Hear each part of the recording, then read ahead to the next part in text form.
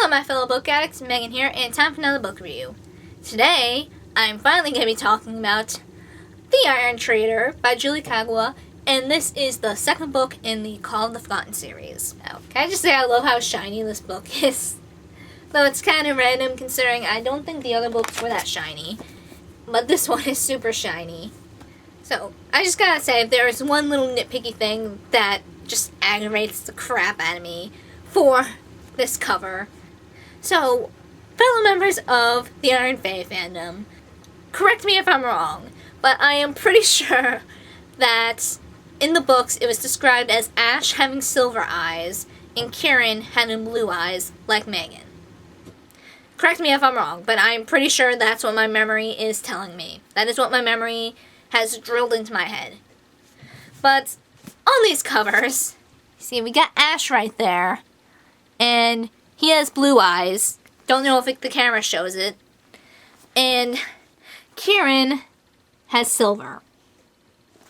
Now, that's such a tiny detail, but for some reason, that is just annoying the ever-loving crap out of me. I don't know, maybe, is it because it looks better with the cover, maybe? Did they think blue eyes would look too strange for this? Just annoyance! Like I said, that's a tiny detail. Yeah, this goddamn book. All the goddamn feels. Just all the feels. I cannot express all the feels I have felt for this book. I went from really liking Kieran in the first Call of the Forgotten book to hating him in this one. I want to strangle Kieran. This book, all the feels. I'm pretty sure I actually screamed when I got to the last page in this book. I'm pretty sure the friend who I recommended this series to, she actually just recently finished reading it too, and oh my god, the texts I have gotten from her because of it. I'm pretty sure she hates me for introducing this book to her, especially with the cliffhanger that is in this one. And as far as I know, there is no set date for the publication of the third one. If you really do not like cliffhangers, I suggest you wait to read this book until the last one comes out, because, oh my god, the suspense, I can't even. So, with that little tangent summary, there's not really much I can say without giving spoilers. So, if you do not want to be spoiled, I suggest you click away now. In the last book, Ethan and Kenzie kinda vanish for a while when they're dealing with all the forgotten drama. And they have been gone about a week, cause, like we learned in the Iron Fae series, time is really funky in the Never Never. So they've been missing a week. Kenzie's family is frantic, because as we found out in the last book, Kenzie has cancer. And her dad, who is kind of distant from her, basically freaks the hell out. A few days after Kenzie comes back, she gets sick, probably from all the stress that she went through with the Never Never and all that. So she's in the hospital for a little while as she recovers, and her dad basically threatens Ethan and demands that he does not even go near Kenzie again. And, that's not going to really work out, because Ethan and Kenzie just decide that they're going to be a couple and date and all that cutesy stuff. And, then there's the fact that Kenzie is really stubborn, and she ain't going to take no for an answer. So we got kind of that side drama going on, and apparently when Ethan comes home from school, after they get back, she wants to talk to him. Apparently, Kieran has vanished, and she is worried, especially with all the stuff with the Forgotten. So she's concerned about him, and she tells Ethan if he sees him to let him know that they want him to come home, that they're not mad, and they just want to talk. A little while later, Anwil, who is Kieran's love interest / kinda girlfriend, shows up in Ethan's room, which throws Ethan for a loop because he has protection all over the house against the Fae. And apparently, the Fade has started to really set in on her. She doesn't have that long left to exist. And she wants Ethan's help to try and find Kieran so that she can talk to him.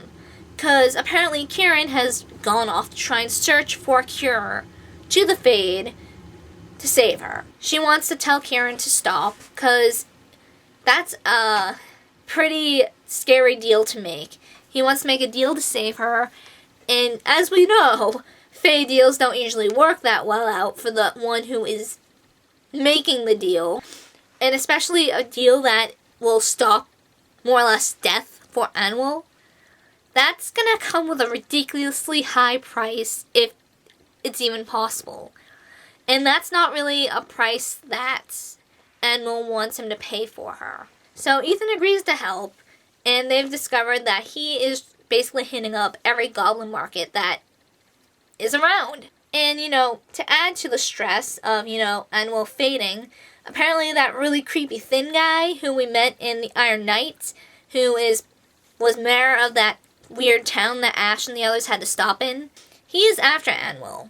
And he kind of lets slip that it's kind of Ash's fault that the Forgotten are resurfacing. So yeah, it's kind of Ash's fault that all this drama with the Forgotten is happening. So I like how that kind of interconnected and it wasn't just this random happenstance that the Forgotten were rising up. And as the book progresses, Ethan is getting more and more knowledge about why Megan kind of wanted to keep him and Kieran separate. The Oracle managed to show him, part of the prophecy, this prophecy that Megan learned about in one of the novellas. And, oh my god. Right, the second I saw that prophecy flash that Ethan saw, I had a bad feeling right away. My mind immediately jumped to, oh my god, Kieran is gonna kill Ethan. Which, goddamn, why did I have to be right? This is one instance where I would have loved to be wrong. Just how stubborn Kieran was. I understand love makes people do stupid things, but Anwil is specifically begging him not to do this, and he's like, no, I'm gonna do it anyway. That is selfish, man. Especially since he is not the only one being risked here. Ethan and Kenzie go along with him to help him out, and what do they get in return? Titania freaking hits Kenzie with lightning, and she has to go in the hospital. She could have died, and I'm surprised Ethan didn't freaking beat him to death. I would have beaten him to death, honestly. I probably would have just freaking strangled him. And how pitiful he was acting, dude, no, you deserve to have this burden on your shoulders for being selfish. Even Razor, the gremlin, is just no, you're not my master anymore. I want to stay with Kenzie.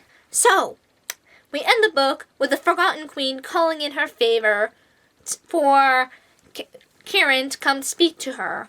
And Kenzie requests that Ethan go with him. And Ethan, being the softie he is with Kenzie, agrees. This will be the last thing that he will do for Kieran.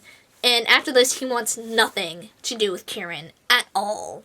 So, they go meet with this Forgotten Queen who reveals a little tidbit. One way to stop the Fade for the Forgotten and Anwil both is to basically tear down the veil between our world, the human world, and the Never Never. And before, such thing was not possible unless there was a mixed breed that held the blood of all the Fae courts. Now before, that just meant summer and winter, which, kind of would explain more why, it's forbidden for summer and winter to basically have a relationship like that. Other than, the deep-rooted rivalry between them. I like how this kind of feels like it adds an extra layer. But, since the time of this prophecy, a new court has been added, the Iron Court. And, well, Kieran happens to have the power of all three courts. Now, yeah, they have one part of the prophecy. The other is to have a family member who is human and has the sight. Cue Ethan. Now Kieran has to kill this human-sighted relative, and that will kind of be the first domino in tearing down the veil between the worlds. And of course Ethan is just like, what? And being, the softy that he is, he assumes Kieran will not do such a thing and would stand by his side and help fight through all these Forgotten, and they both get to safety. Wrong! Kieran wastes pretty much no time stabbing Ethan, and he basically leaves Ethan on the ground to die as he walks off with the Forgotten Queen. So apparently saving Annual is more important than family. Good job, Kieran. Good job. So we kind of end the book with Ethan on the ground, bleeding out, and everything going black. So, can you guys see why I wanted to throw the book across the room now? Can you see why I screamed? Yeah, I didn't handle that ending well. So yes, this book is full of feels, most of which are from the angry and aggravated and frustrated variety. I did like this book though, and I am excited for the next one. Just the feels though. Feels. So yeah, that is it for this book review, and I hope to see you guys next time. Keep on reading, my fellow book addicts. Keep on reading.